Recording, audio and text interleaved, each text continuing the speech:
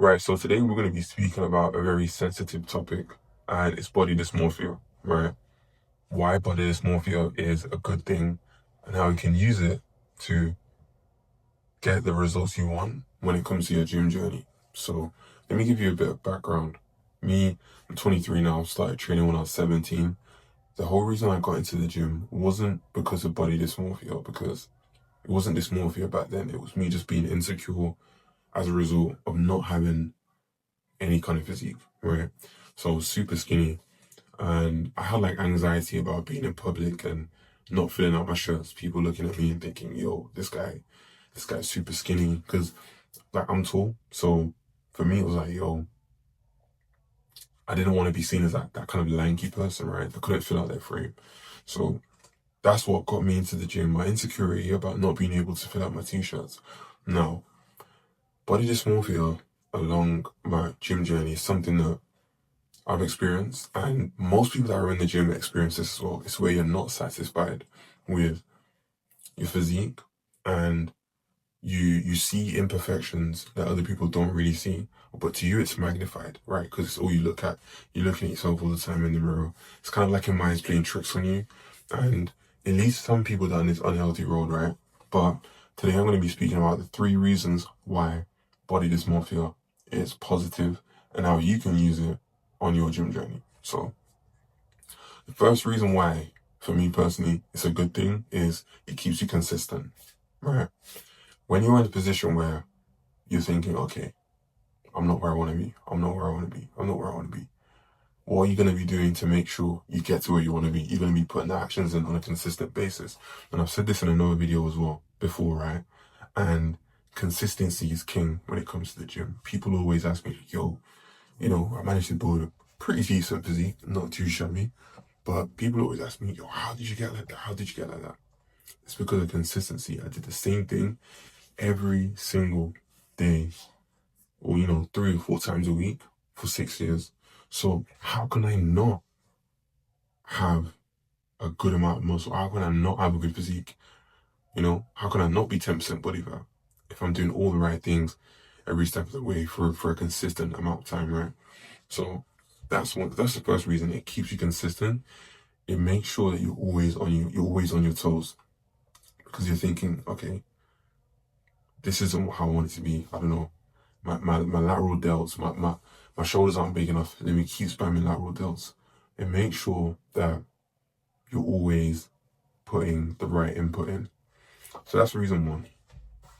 Reason two is that it makes you become very detail oriented. So one thing you'll notice if you have body dysmorphia and you're in the gym consistently is that you notice the little things that other people don't notice, right? So let's say me, for example, like I noticed that my neck it doesn't show up as well on camera, but my neck is quite thin compared to like the width of my clavicles, and it's something that I'm gonna work on, right?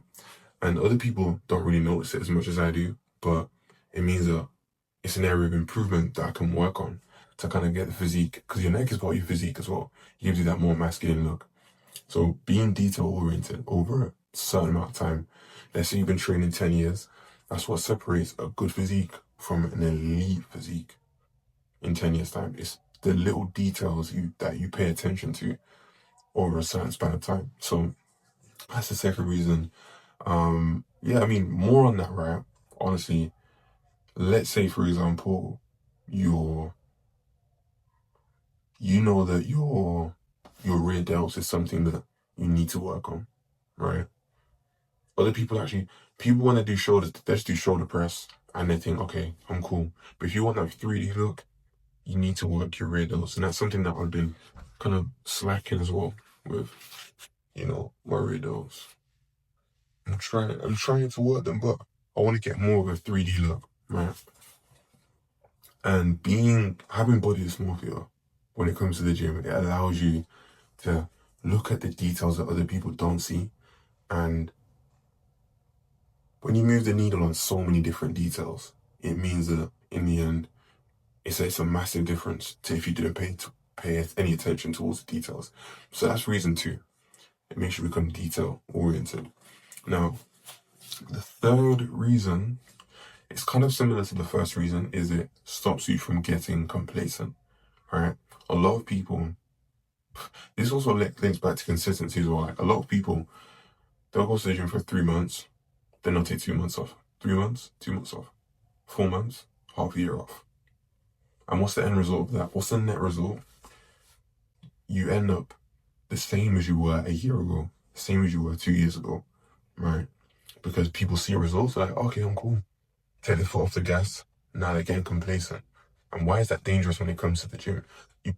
Your body, listen, more people would have success with the gym if they understood the way the human body works, right?